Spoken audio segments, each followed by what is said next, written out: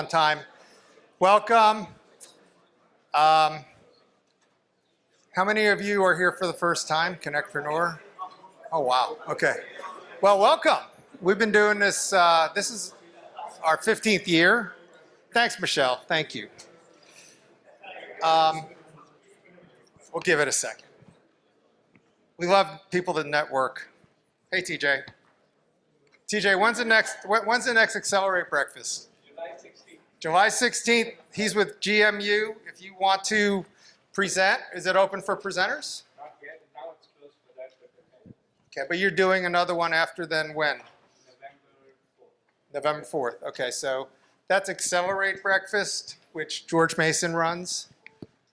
I want to thank our partners. You'll hear from a few of them today. They're in the program book.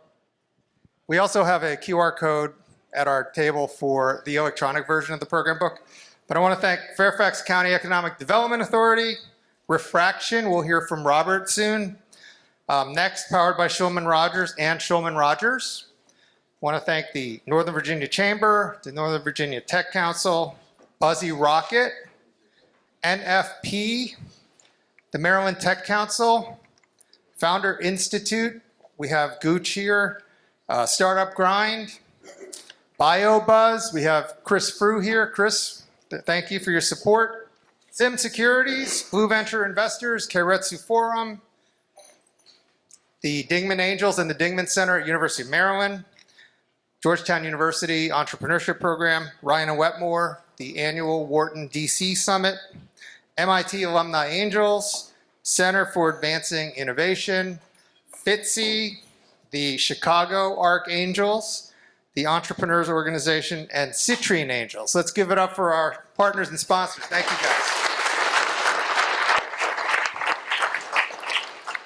Okay, so run of show, we have some opening remarks from some of our sponsors and VIPs, and then we have an investor spotlight with 3 leading investors in the region that are doing a great job.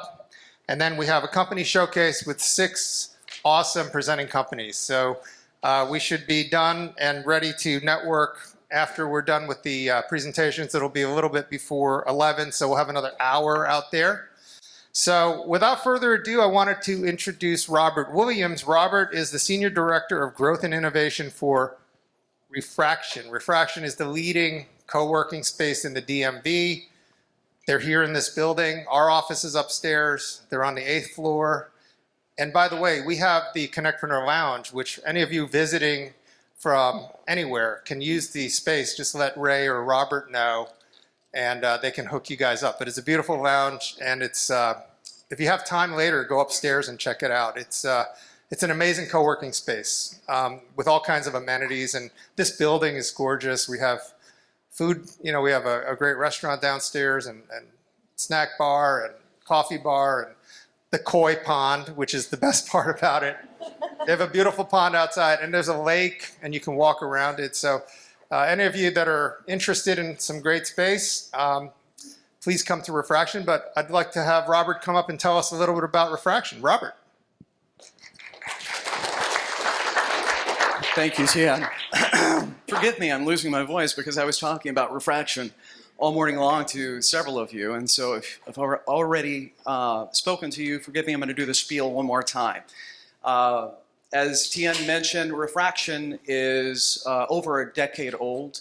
We're a nonprofit startup support organization, and for more than a decade, we've been able to support startup and scale-up companies throughout Northern Virginia and beyond, helping them to succeed, providing them customized, comprehensive support. We spoke about the space, but actually the space is amazing, 30,000 square foot of space in North Tower. Please come up. The doors are unlocked. We'd love to have you there and to give a tour. But you know, in this era, you know, we pride ourselves on being a central commons and to make connections wherever that's possible.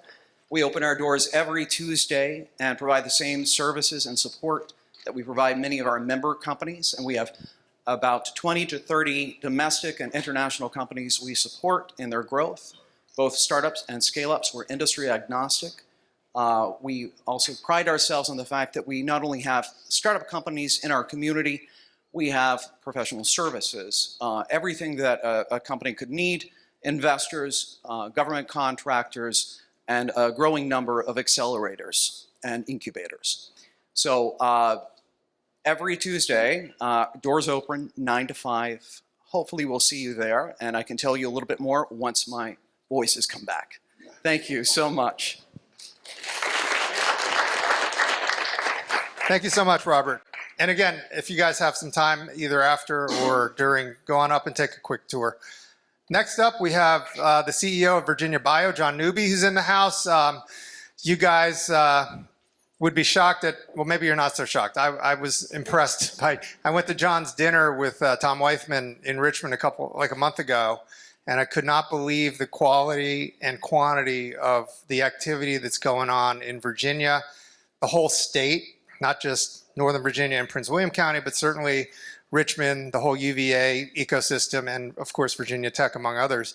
But John is here visiting and will tell us a little bit about what's going on and what are your activities. Thank you so much, John. Thanks, Tien. Really glad that you invited me. This is my first time here, so I'm really excited to meet all of you and learn more about this and how it can help our ecosystem. John Newby, CEO of Virginia Bio. Virginia Bio has been around since 1992, and our job is simple. We're the trade organization, the lead trade group for the biotech industry in Virginia. We have just north of 300 members, all types and stripes of life science and biotech companies. And I'm really happy to see many of our friends here in the room, some of our members, some of our support organizations as far as funding. Really happy to be with you here today. A few things you need to know about Virginia Bio. Companies who are here in Virginia or elsewhere. Jean-Luc, I'm going to put some folks from Maryland too. Please come and stay active in Virginia. Virginia has a lot going on. We have a lot of opportunity, and we have lots of eyeballs on Virginia, not just because of what happened last year with the announcement of 3 companies that are doing major expansions in Virginia. One company, Merck, has been in Virginia for about 85 years now, and they're expanding, creating their own Center of Excellence for Small Molecules in Elkton, Virginia. That's a $3 billion investment with 500 jobs. Another 500 jobs are coming to Richmond with Eli Lilly. Another 600 jobs are coming to Charlottesville with AstraZeneca. And of course, with all of that is all the attendant innovation and support that comes from the presence of those major companies in Virginia. For that reason, lots of eyeballs are on Virginia, lots of new faces and people and investment dollars are looking at Virginia. Virginia is where it's at.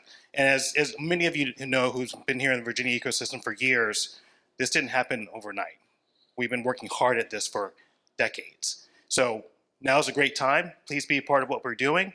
For our investors in here, please join us if you don't already know in our investor opportunities and more to come. The 2 biggest ones are our Accelerate Conference, which you all know about in this region, here in partnership with George Mason University, November 4th.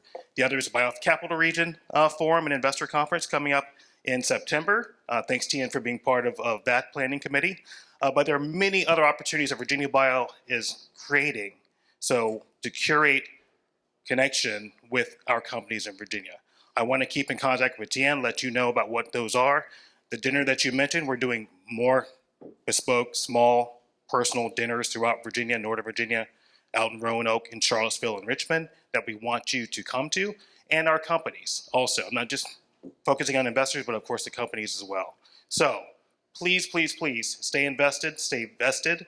If you're coming to Bio on June 22nd, lots of great things happening. Virginia will be on the floor of the convention center. We're going to have the Virginia breakfast that Tuesday. You have information on that, so he's pushing that out. Lots of great things happening. So really appreciate you having me here today. I'm going to hang around as long as I can, meet as many of you as I can. I've already made some great new friends and new connections. And for those of you who already know, I'm going to come to you and reacquaint myself because I haven't seen a lot of you in quite a long time. So thank you very much. Looking forward to the day. Thank you. Thank you so much, John. Speaking of Bio, for those of you who are going to San Diego, John has his breakfast on Tuesday morning. We have our investor reception Monday evening. So anyone interested, let Carrie or me know, and we'll hook you guys up. All right, next up we have Alex Thalacker, who's the Assistant Director, National Business Investment, Fairfax County Economic Development Authority. Alex, thank you so much for your support. We appreciate everything you guys have done for us. Come on up. Let's give it up for Fairfax Economic Development Authority.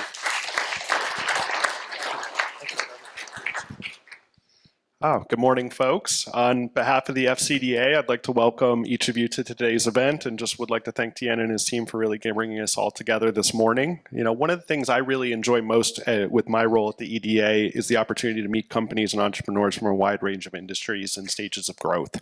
Whether it's a startup looking to make its first key hire, a founder seeking investment, or an established company expanding into a new market, the common theme that we really see is success often comes down to connections. And that's why today's event and events like this are so valuable for our region. Our region has really built a strong reputation as a center for innovation and entrepreneurship, but that reputation wasn't built by any one organization. It's the result of thousands of founders, investors, researchers, mentors, and community partners that are working together to create opportunities and help businesses grow in this market. And here in Fairfax County and across Northern Virginia, we're really fortunate to have an ecosystem that continues to generate momentum.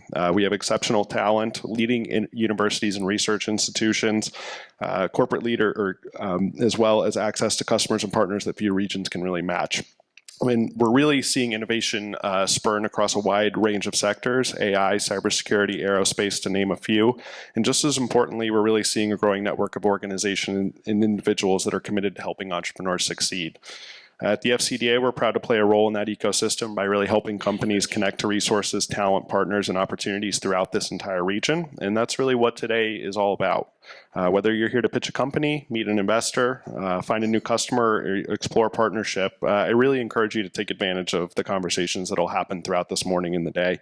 Some of the most valuable opportunities won't even come really from the formal program itself. They'll come from a conversation over coffee, a new introduction, or a follow-up meeting that happens after today's event. So thank you again to the CONNECTpreneur team for their continued leadership and commitment to the entrepreneurial community here in Northern Virginia. And really thank you all for being here and the role that you play in strengthening our region's innovation ecosystem. I wish you nothing but the best in a productive and successful event today. Thank you.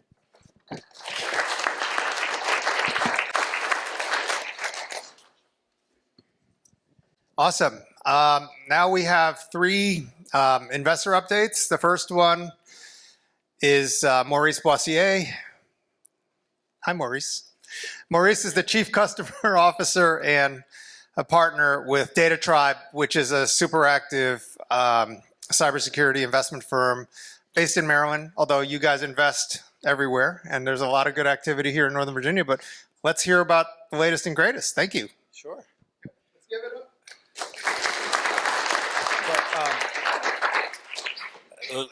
I don't know how many people in here are cyber people, so I'll stay generic. But if you don't know, if you're not a cyber person, believe it or not, you are a cyber person because it affects everyone.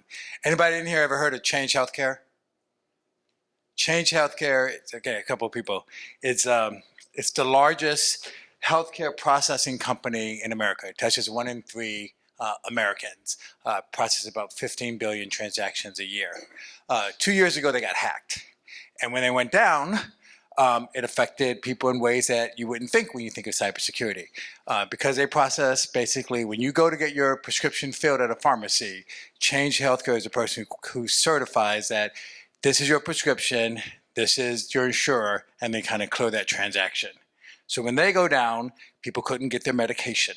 People couldn't, like, you either couldn't get it or you had to pay thousands of dollars for out of pocket. Imagine that. Like, imagine getting your grandmother, going to the pharmacy for your grandmother to pick up her medication, and you couldn't do it. That's how cybersecurity affects us now. Cybersecurity isn't just some spook in a room who hacks a computer and then ransomware somebody. It affects our lives. It affects critical infrastructure. It affects your finances, your personal information, your kids' personal information. Locally, anybody know Power School? It's a local company. They got hacked. Imagine your kids' healthcare records, your education records, all being accessible, all being out there on the dark web. So we think cybersecurity isn't just about like bits and bytes. It's about protecting our digital lives. It's about protecting our digital economy. The digital economy, if you think about it, 10 years ago, digital represented about 10% of US GDP. Today, it's about 25% of GDP, and it's projected to be about half of our GDP in the next 10 years. Just think about like the idea that software is eating the world. Anybody have heard that one before? Yep. Like now you see what's happening with AI.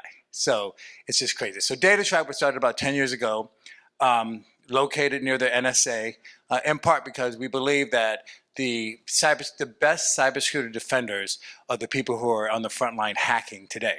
And so the folks who are sanctioned to hack, like literally legally sanctioned to hack, actually drive their Honda or their Chevy into the NSA every day and hack Russia, hack Iran, hack China. They know what the problem is, what the vulnerabilities are, what they will be in the next 5 years.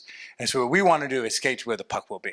And we think the DMV area has, well, we know the DMV area actually has the highest concentration of cybersecurity talent per capita than any other region in the world. Some people would say even, Tel Aviv, but no, we have more than Tel Aviv, more than New York. It is the oil for data security. And so that's why we're here. That's why we do what we do. So we are a team of operators. Nobody on the team actually came from an investing background. We've all started companies. We've all lived the founder journey. And we invest as early as possible. We basically are investing in what we think is an attack surface or a problem that needs to be solved that people don't see today. We're funding a team or a person who has that expertise to do it. And a lot of those people come out of the U.S. intelligence agency. So that's why we're here, and that's what we do. And I wish I had a creative update, but all we've been doing is AI lately. Like everything, like I'm like enamored / overwhelmed with AI, and trying my best to figure out how I can actually find a unique solution out there. Because every time I find an AI company, well, one of the great things about AI is that it has lowered the barriers eventually to starting a company, right? A lot of the administrative stuff is like, you can be done literally in 10 minutes or 5 minutes if you know how to use AI. So one of the problems that's created is like we're starting to see lots and lots of companies out there. Is that Tony? Hey, here's my partner Tony from DataTribe. We're starting to see just a lot of companies out there. So lately we've been working on that, but we still believe in like fundamentally AI is just an accelerant. We are fundamentally looking for people who know something really interesting and unique, and they know it really, really well of a problem that we need to defend so that a changed healthcare doesn't happen to you in the future.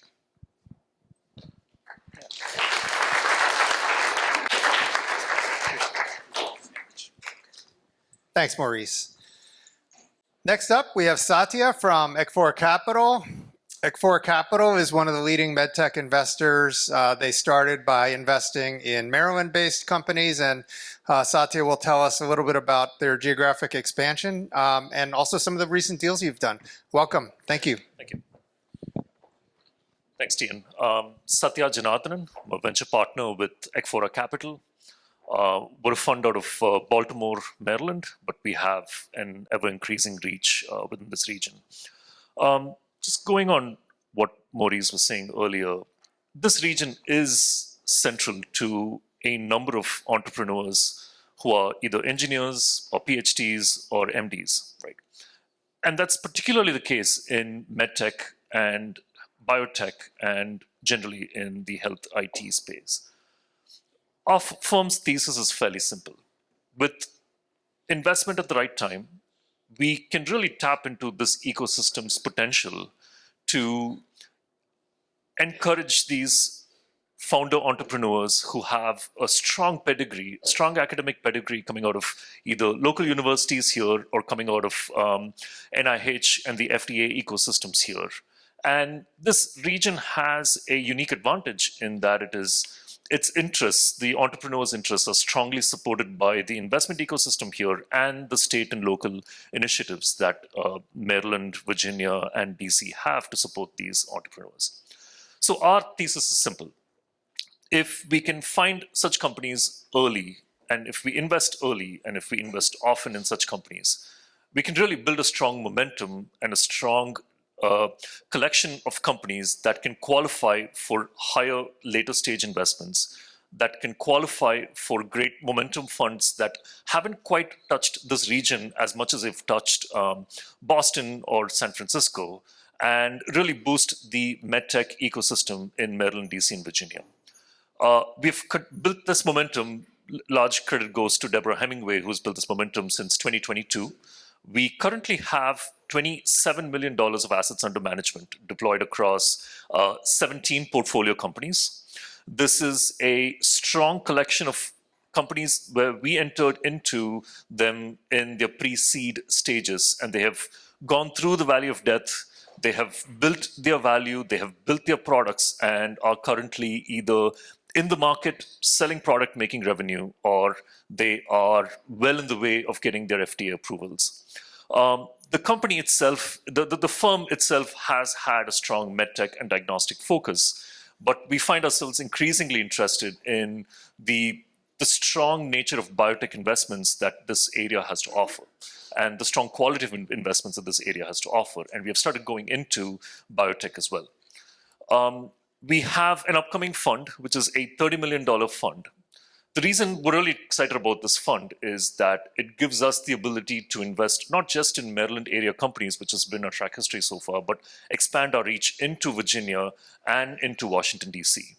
And this did not just come because of a geographic, an appetite for just geographic expansion, but this has come because of a constant feedback we're getting from companies that are in our deal flow, a constant interest we're getting from founders in the DC, Maryland, and Virginia ecosystems that want us to invest in them and be part of their journey. And we have a strong deal flow of companies. What we're excited about, we have a number of companies which are started by third-time and fourth-time entrepreneurs in this region, entrepreneurs who have, exited multi-billion-dollar companies within this area, who are now starting back up in biotech, who are starting back up in medtech, and we're in active discussions with them. We're very excited about launching these companies out of our fund later this year. We're continuing to do a number of investments, again, early investments, and we invest often in early stage companies that are in the medtech space. And we actively work with other investors who are co-investors in the region, and we're looking forward to uniting this region between DC, Maryland, and Virginia. And I've been speaking to John, I've been speaking with others, because there is so much cross-fertilization interest that goes untapped, that gets talked about in settings like this, but then goes untapped because of regional focuses of certain funds. But that is a barrier that we'd like to break. That is a barrier that we're actively breaking. And we're looking forward to the remainder of 2026, where we will continue to invest in companies that are early stage, but also complete closing our fund so that we can start to deploy capital region-wide. If you guys have any questions about Ekfora Capital or how we can help you expand within this region, please come and talk to me. Please come and talk to Tian, and looking forward to expanding our relationship with CONNECTpreneur. Thank you, Satya. Okay, our third investor spotlight will be Virginia Venture Partners, VIPC. Tom Weithman, Chief Investment Officer and Managing Director, and my boss for almost 20 years now. I've been on his investment advisory board for almost 20 years. It'll be 20 in September. So Tom is very active. They're one of the most prolific investors on the East Coast, if not in the country. And come on up and let's hear about all the great stuff you guys are doing. Let's give it up for Tom. Thanks, Tian. And the miraculous thing is that neither Tian nor I have aged a day. Not a day. You just got to look at the picture in the attic to know where those years went. Hey, I'm just delighted to be here today on behalf of the Virginia Innovation Partnership Corporation, specifically Virginia Venture Partners. Great to hear the call to regionalism. And I never like to get up and give this kind of talk about what we do without acknowledging TEDCO, our brethren across the river. And I saw John Luke here a little bit earlier, because we're focused on much the same thing, and that is to provide critical catalytic capital to companies and funds at the earliest stage of formation to help build the ecosystem. We, of course, are focused on Virginia. I'll talk a little bit more about that. And I think you'll find when you do become more engaged in Virginia, Satya, that the sun shines a little bit brighter, the grass is a little greener, and the kids are just happier. So, no, we love working across the region. We do believe that a rising tide lifts all boats. As I mentioned, we are a provider of early stage capital through Virginia Venture Partners, the venture capital arm of VIPC. VIPC is, positions itself as a leader in innovation-driven economic development in the Commonwealth. We fund entrepreneurial support organizations. We work closely with universities on tech commercialization. And through my part of VIPC, the investment division, which we call Virginia Venture Partners, we invest in companies and we invest in funds. And we offer a continuum of capital through a grant program that we have, the Launch Grant and Launch Note program, where we can make small amounts of capital available to companies at the earliest stages of formation, non-dilutive capital, that will help founders kind of turn over the next card and see if there's something that, that we can usher down the path for for further investment. As we kind of dollar cost average our way in, we move up to pre-seed investments, and then seed investments are general check size is between 250 and $1 million. We've exceeded that in a few instances, but generally we cap at $1 million cumulative into any individual company. Through our fund of funds program, we've been able to play a little bit further down the growth curve with companies by investing in funds that share our enthusiasm for economic development in the Commonwealth of Virginia, and maybe play a little bit downstream into to the right of us, but across the sectors that on which we are most focused. Maurice talked about cybersecurity. We believe that is an area, I'm always hesitant to use right to win, but the opportunity to win, not just for Virginia, but for this region, just given the asset base here. So we're a long-time investor in cybersecurity. Almost 20% of our portfolio over the years has gone into cybersecurity startups, so we've been one of the more active cybersecurity seed funders probably in the country. We've done a lot of investing within enterprise software, now indistinguishable from AI. And I don't know what to say about our about what we're looking at in software other than AI. And we try to sort it out and are kind of riding the tiger like everybody else. Fascinating cross-cutting and cross-sectoral initiatives there. We invest in the life sciences, and we've done quite a bit in recent years in deep tech and dual-use technology, and for the first time are even venturing into defense-first technologies and across a variety of sectors. So we're investing from the bottom of the ocean to to space and beyond. A couple of our more recent investments, we've done a series of investments in Scout Space, which is focused on space awareness, so the ability to sense and ultimately approach other assets in orbit. And another more recent investment John will know is Avantinomics, which is offering blood-based testing for certain types of cancer. So it's been wonderful. It's been wonderful working with Tien over the years as a member of our investment committee. Thank you so much for your wisdom and guidance, and to be a partner of Opus 8 and of CONNECTpreneur. Thank you.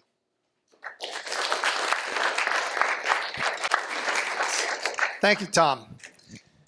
Okay, so you guys will be sticking around, so you guys can chat with some of our founders, hopefully.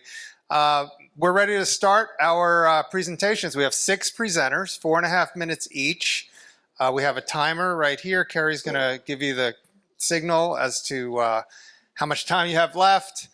We have 6 presenters, all fantastic companies. I hope you'll agree. They all have tables outside as well, so please do chat with them. And to kick things off, to introduce our first 3 presenters, I'd like to bring up Kevin Lees. Kevin is a partner with the law firm of Shulman Rogers. Shulman Rogers and Next, powered by Shulman Rogers, are national law firms based in the region that are really supporting early stage companies, technology companies with real unique packages of legal services. And Kevin, thank you so much for your support over the years. Come on up and let's hear a little bit about Shulman Rogers. Let's give it up for Kevin. Thank you. Thank you so much. Good morning. Well, good morning, Virginia. Thank you so much to Tien, Avery, and the entire CONNECTpreneur team. I spent a lot of time in legal investor in industry conferences over the years. And what's unique about this room is that people actually meet each other here. Founders meet investors, investors meet operators, and transformative things tend to happen afterwards. I'm Kevin Lees. I'm a partner at Shulman Rogers, and I'm co-chair of our investment funds practice. My day job is helping build the legal structures behind private funds, venture vehicles, SPVs, and investment platforms. So I spend a lot of time looking at what happens after the first pitch meeting, how capital actually gets organized and deployed. Through Next, our law firm's startup initiative, Schulman Rogers brings experienced legal counsel into the process earlier, with transparent pricing and technology that makes legal work less intimidating, more practical, and we hope more efficient for founders. The founder raising a seed round today, or the investor writing an angel check today, may in fact be sponsoring a fund a few years from now. We enjoy helping people at every stage of that journey. So thanks again for having me, and I look forward to meeting more of you later today. Our first company is Actuated Medical. Founded by Dr. Maureen Mulvihill, the company has spent 2 decades developing medical devices that improve patient outcomes through precision motion technology.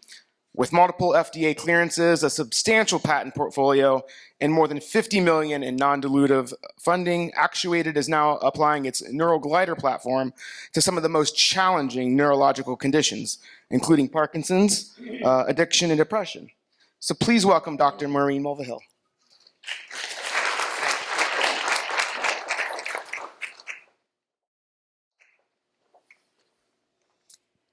Hi, my name is Dr. Maureen Mulvihill, and I'm President and CEO of Actuated Medical. I'm also a recognized leader in the medtech industry as I hold board of director seats on AVMed, AVMed Excel, and Life Sciences Pennsylvania.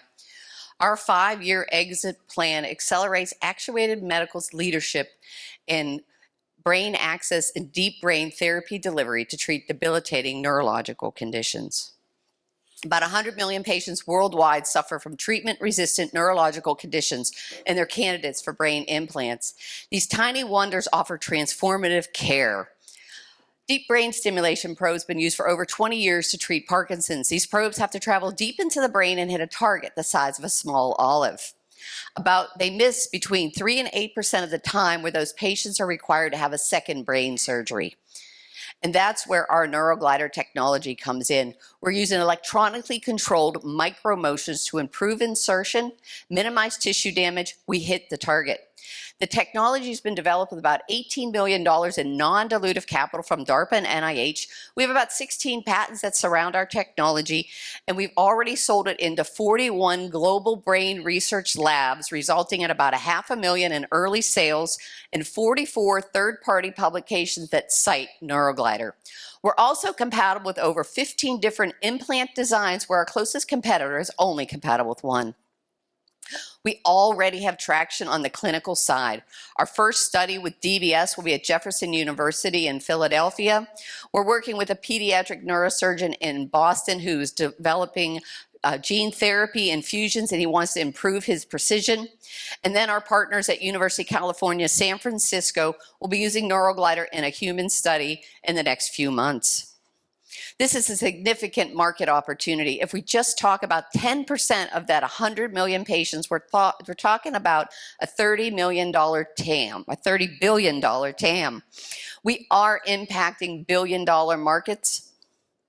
Our value proposition is neuroglider enhances placement accuracy and minimizes tissue damage, significantly improving first-time brain surgery success. We have multiple revenue streams already. We are selling into those preclinical labs. And as I said, we have $500,000 in sales. There's 3,000 labs that we can target. We're looking at a hybrid model for the clinical side, where we are licensing out for specific implant designs and specific biologics. Then we will be a critical supplier to those companies. So we don't sell to the hospital. Our partners will be selling to the hospital. We also have 2 FDA-cleared assets that we are looking to sell off in the next 24 months, reinvest those back into the company, minimizing the need for a Series B. So we'll be securing minimizing shareholder dilution. We're also planning to hand out about 30% in dividends to those shareholders. So we have some interim liquidity events. Our leadership team has the expertise to move this product forward, and our advisors have expertise in monetizing assets. We have a 20,000 square foot facility in central Pennsylvania. We control our manufacturing. We have a well laid out 5-year plan with clinical milestones, regulatory milestones, licensing exits. We have those 2 interim liquidity events that we're planning, and we're looking to be sold off in the next 5 years. We are transforming tools for brain access and deep brain therapy delivery to treat debilitating neurological conditions. We have a term sheet and due diligence report from Keiretsu Mid-Atlantic, and we have a $25 million pre. But right now we're in the first tranche, and the first tranche has 30% warrants at a 50% discount, which effectively lowers the pre-money valuation to $22 million. I want to thank you so much for your time today, and I appreciate it. Thank you.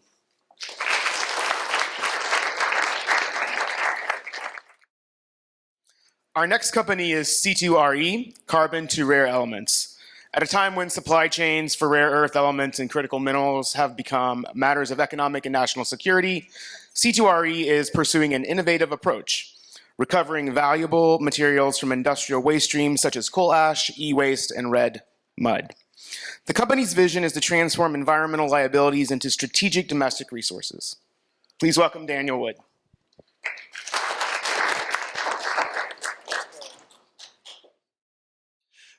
All right, so I'm Daniel Wood with C2RE, Carbon to Rare Elements, and we do have a new technology for extraction from waste of rare earth, critical minerals, and precious metals. So you guys all know what the problem is. You've seen it all over the news. There's a stranglehold and a supply chain scarcity of rare earth around the world. Even here in the United States, 90% of rare earth production is done outside of the US. There's an infrastructure gap. The problem is we don't have a lot of mining, and there's a huge amount of time that it's going to take to build up that mining infrastructure. And finally, once you do start mining, you're going to get a huge liability of hazardous waste streams. So what do we need? We need a multi-year shortcut. We need months, not years. We need a technology that is modular, scalable, and off the shelf. And finally, it needs to be eco-positive. So what is that technology? It's mycomining, or using fungi to extract rare earth, critical minerals, and precious metals. This is done in a three-step process. The first step is utilizing small language models with domain-specific data to make sure that each feedstock that we use can be properly extracted. Next, we create a bioleaching fluid. This is like rare earth Drano, okay? And then finally, precision recovery. We mix it on site anywhere in the US with whatever feedstock we have, and out comes all the precious metals, rare earths, and critical minerals. We have a lot of different moats with our technology. We take waste and can even be paid to take the waste. We have a quick speed to market. We're talking months, again, not years. We have a software lock. It is essentially, you cannot reverse engineer our strains of our biological fungi. And then finally, we are not tied to any specific rare earth, any specific critical mineral, any specific precious metal, or any specific type of feedstock. So even though there is market volatility, we're not tied to any single one. So we have a balanced feedstock portfolio. We can do red mud, which is from the aluminum industry. We can do e-waste. We can do coal fly ash, mine tailings, mine drainage.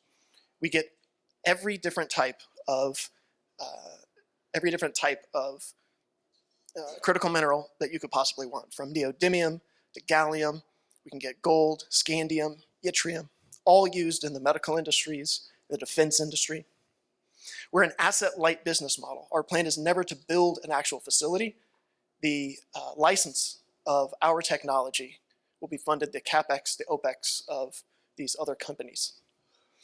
We look at each one of these hubs, right? We create the bioleaching fluid, and we also have the extraction technology. Each one of these is about $5 to $20 million, depending on what that feedstock is. We got a lot of traction from gallium and gold extraction out in Ghana. We're working in the Appalachian Basin for extraction of rare earth with coal fly ash. And we even have Rio Tinto, who's very interested once we reach TRL 7. So that's why we're here today, is to reach that and start moving forward. We're looking for a $6 million investment. This gets us from TRL 7, or TRL 3 and 4 to TRL 7, which is thousands of gallons of processing capabilities. So our leadership team, we're a team of physicists, scientists, engineers, and biologists from around the world. Simply put, it's time to fix our national security issue and using an all of the above strategy, not just mining.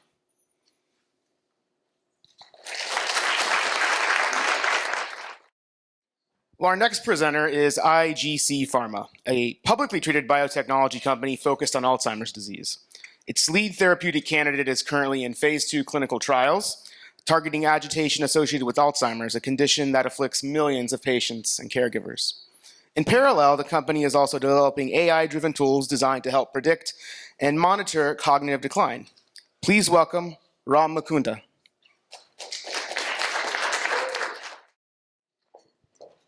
Thank you. Thank you, Tian. Thank you, everybody. Thank you for inviting us. My name is Ram Mukunda. I'm the CEO of IGC Pharma. And we're a clinical stage biopharma company with a lead molecule that's currently in a phase 2 clinical trial for agitation in Alzheimer's. We're at about 30 million now in terms of valuations, and we think there is a 10 to 15x post phase 2, and I'm going to show you some numbers. Longer term, we believe that there's another 10x based on outcomes from other trials. The problem that we're solving is that there are 400 million people with Alzheimer's pathology in their brains. 40 million have Alzheimer's, and 76% of them get agitation from Alzheimer's dementia. And agitation is described as physical aggression, verbal aggression, pacing. If you know anyone with Alzheimer's, you might have seen these symptoms. That is the problem that we are solving. Agitation also leads to higher institutionalization. It leads to a greater use of antipsychotics, and it leads to a great deal of caregiver burden. Our solution is a patented liquid formulation that is currently in a phase 2 trial. It's practical for elderly patients. The technology that we have was acquired or was licensed from the University of South Florida. They'd been working on it for about 7 to 10 years. We acquired that. We took it through all of the formulation studies. We took it through all the tox studies. And also we took it through the phase 1 study, which is where we saw positive signals for neuropsychiatric symptoms like agitation. And so currently we're in a 146 patient trial in the US and in Canada. Here we're running it at MedStar at Georgetown. Brown University is running it. University of Florida is running it. McGill and University of Toronto, McMaster. We're currently about 80% enrolled, and 80% of the patients have finished the trial. So we're almost at the late stage of this trial, and that's why we think 100% enrollment is a major inflection point for us. There are 2 drugs on the market. The first one has a black box warning and takes about 6 to 10 weeks to act, compared to ours, which is very fast and takes about 2 weeks. So this is what the market looks like. There are 15 million people with Alzheimer's in North America and in Europe. 76% have agitation, so about 11 million. At $750, that is still a $3 billion revenue target if the adoption rate is 3%. If the adoption rate is 10%, that's about a $10 billion market. Earlier, I said that there is an inflection point. I want you to focus on the last column. These are companies that when they started phase 2 and when they ended phase 2, that comparison gives you essentially 350 million to 2 billion in terms of valuation changes. And that's what we're saying, that is essentially where we are. We're currently at about 30 million, and we're expecting a 10x based on a successful phase 2. Further to that, another 10x based on other trials. We have a very experienced executive management team, and you might recognize many of the individuals that are on our board as well as on our board of advisors. Thank you.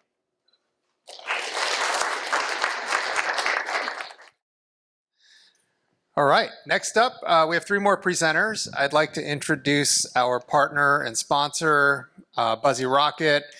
And to introduce the next three presenters, we have the unicorn herself, Debbie Klein. Welcome, Debbie. She's the co-founder of Buzzy Rocket and a dynamo in her own right. So come on up and tell us a little bit about Buzzy Rocket. Thanks, Dan. It's nice to look out and see so many familiar faces. Next is actually Shulman Rogers. Next is actually our client and partner. We work together with, I think, a handful of you in the room. So great to meet everybody. We were founded 15 years ago, and we focus 100% on startups. We have helped over 150 startups over that time. It's crazy to say how long it's been out loud.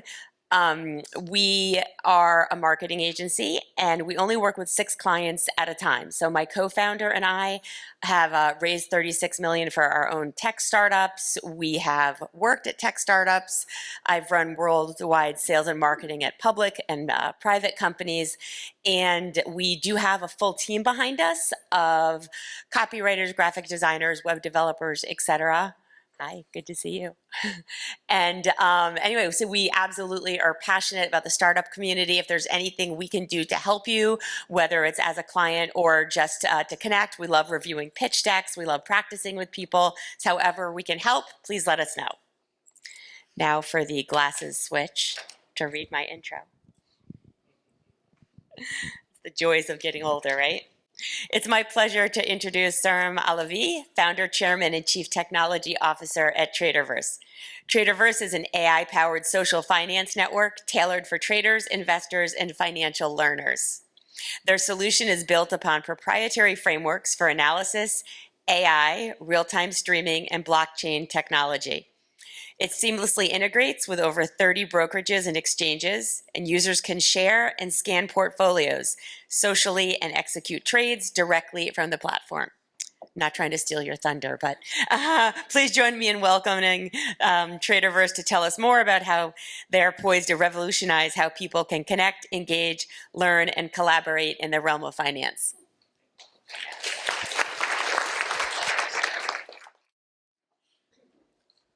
Hi, my name is Sarim Alvi, and I'm the founder of Traderverse. So the world is shifting. It's not just AI. The whole financial market spectrum is shifting overall.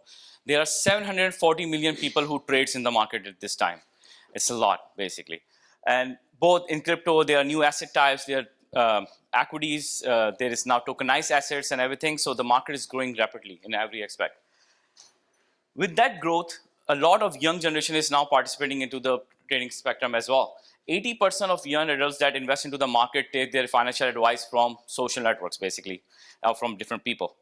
This phenomenon is called social trading, and it's growing. There are 404 million people at the moment that are trading socially in that regard. And this space is going to grow by 11% by 2030 to over almost $24.3 billion.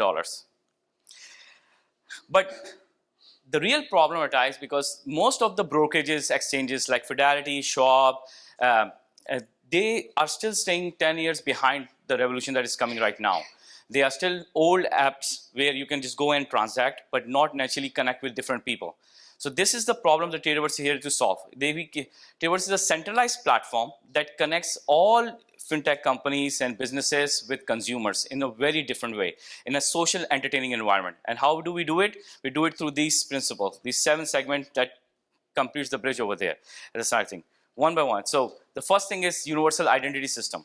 Traderverse provide a unique identity to each trader that trades on different platforms like Twitter, Facebook, and everything to keep their personality intact across channels and across brokerages as well. So you could have an account on E-Trade and Fidelity, but you still know that you are you on each platform, basically, matching your stuff over there. And then the second thing that we provide is a discovery layer. Means people can discover each other based on their investment interests. So let's say if you want to invest into Apple, like you invest into Apple's options and covered calls and stuff like that, and if you find another person who has the similar matching portfolio as you, you can find it on our platform basically very easily. So once you find your like-minded people and you connect with them, you can form communities with them basically. You can form your own particular community, you can invite different people, they can discuss ideas, educate each other, review each other's portfolio. I hope enough. good way. But you can form your own community. But how does that happen? Because Traderverse is built modularly, and it allows you to embed any part of our ecosystem into your own product, basically. So if you are a brokerage app, a banking app or something, and if you need a social feed from us, we can definitely embed it within few weeks into your ecosystem in that regard. And the most unique thing that happens at Traderverse is gamification, especially at young kids. And I was at George Mason as well, speaking about Traderverse a couple of months ago. For young kids, achieving certain milestones is really important, like being on a leaderboard, seeing that they are growing. So Traderverse makes it super entertaining for young kids to come on and learn trading and learn investing in markets in a more healthier and more secure way, and then allowing them to grow in their own perspective. I will leave it at this, basically. So Traderverse right now serve all three microspace. We are a B2C company where we provide entertaining features to consumer to come in, and informational features, of course. So that allows them to come in, enjoy the platform, connect with different traders and stuff, and see how the market is moving. And then we provide a B2B solution, B2B2C solution, where we allow different modules to brokerages and exchanges for them to become social and allow their traders and learn about their traders. Behavioral analysis is one of the key things that we provide data onto brokerages, like how their traders are spending their time, what they're discussing, how they're investing to the market, what next move they're making. So it makes their life much more easier in that regard. And the third vertical that we have is the B2B, where we provide public companies and exchanges, allowing them to communicate with their shareholders. We have a full IR system that is baked in, and working with a couple of companies. We have few partnerships. We just partnered with NeoTrader, and we are talking to Morgan Stanley and E-Trade and other couple of companies as well as partnership. That's about it. Thank you. It's my pleasure to introduce Jake Krapinski, Chief Let's hear it for Jake. Chief Financial Officer at LightRider. LightRider delivers quantum-powered solutions that secure, connect, and accelerate the digital world. Their patented quantum Wi-Fi technology and devices deliver scalable, versatile solutions for cybersecurity, AI, finance, defense, healthcare, and beyond. Please join me in welcoming the correct presenter, Jake, to tell us more about how LightRider turns quantum technology into deployable capability for real-world operations. Great intro. All right, well, my name is Jake Krapinski. I'm Vice President and co-founder of LightRider. Are you good? Next slide. Green. Yeah, so LightRider is a quantum computing company. We specialize with quantum hardware and quantum software. One of the cool products we've got is our quantum light solution you see behind me. With our patented technology, we're able to transmit quantum data from our lights to your devices. I'm sure you're probably wondering how we do that. So if you guys have ever seen The Matrix before, all them ones and zeros going across the screen, it's a pretty good visual representation. Light on is a 1. If the light's off, it represents a 0. Our lights are blinking faster than the human eye can see and transmits that data within a matter of seconds.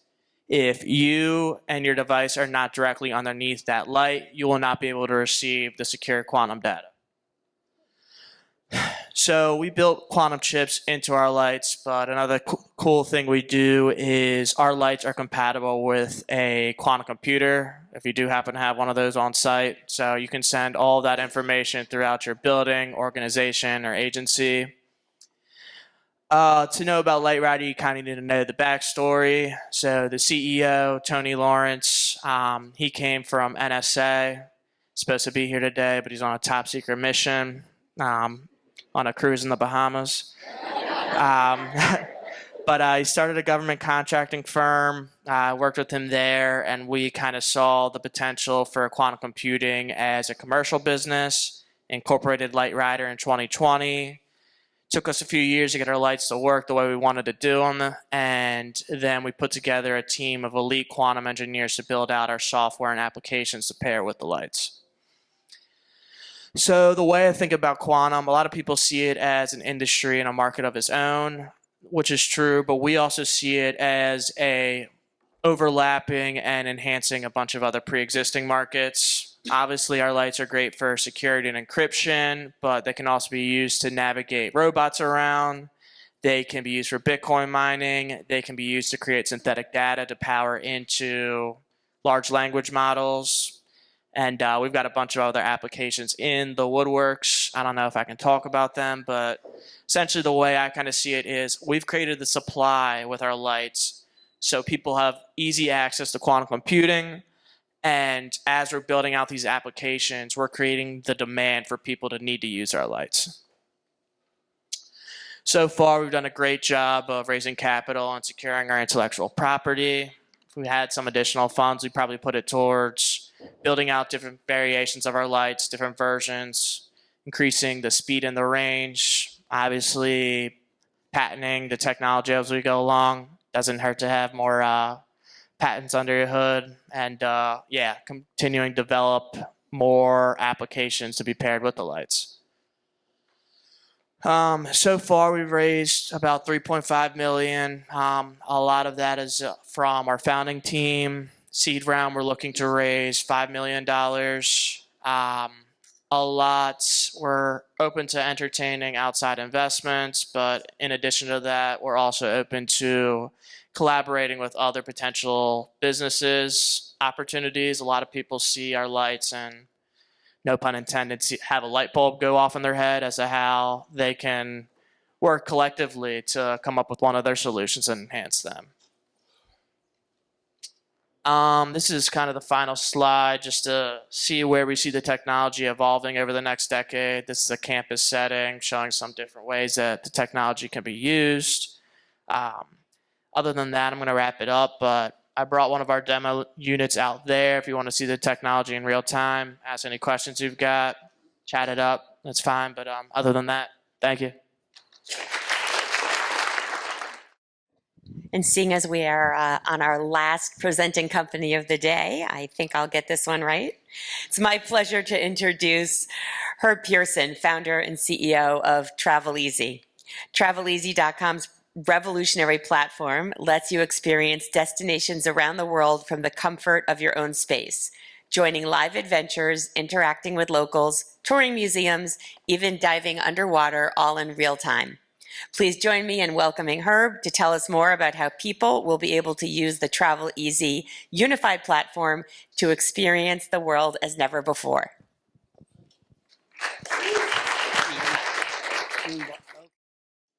Good morning, ladies and gentlemen. It's good to be here. Oh, I'm sorry. Good morning. See, it's good to be here. This morning we're going to talk about the superlative alternative to teleportation. As you know, it can be difficult with traditional travel. Long lines at airports, delays, canceled flights, and epidemics, pandemics, people all around the world, and also cost is a factor. It can be very, very expensive to travel for nowadays. There's also political unrest as well. So we have a solution. We have TravelEasy.com. What that is, we have 8 different methods of travel, including what's called the human robot. The human robot is able to carry a device on their chest, a tablet, to transfer the information from the traveler behind the computer.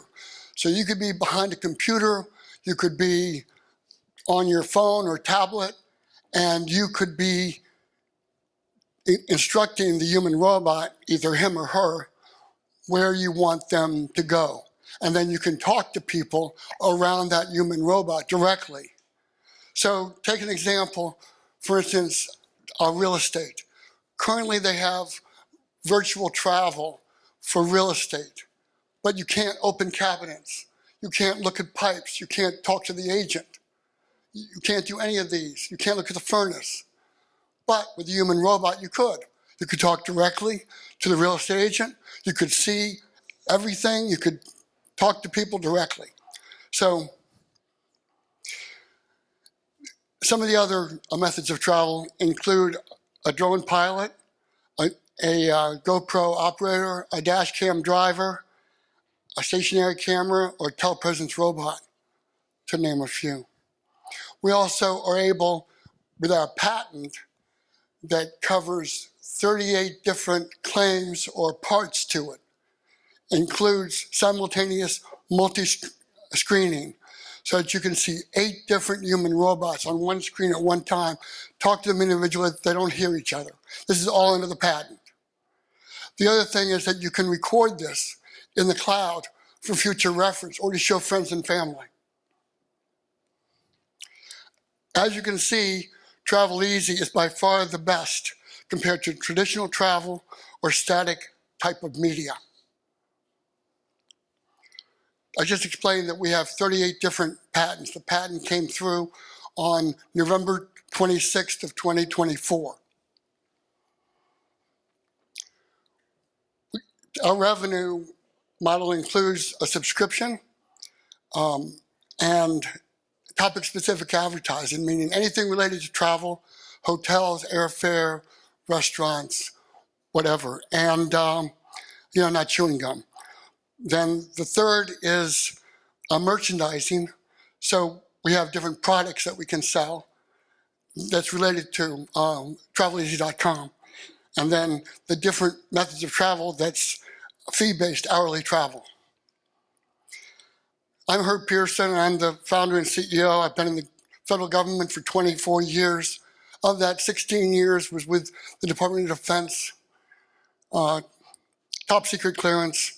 I've got over 30 years of business experience. My partner, Paul Wachowski, sitting here, he has 30 years in quality assurance with federal agencies. He's held senior roles in these areas. He supported NASA, the FBI, the FAA, and DOD. We're asking for $250,000, includes equipment and to be able to get us to proof of operation, initial market deployment, marketing, and thank you. Please meet me out at the exhibit table. I'm happy to answer any questions. Thank you.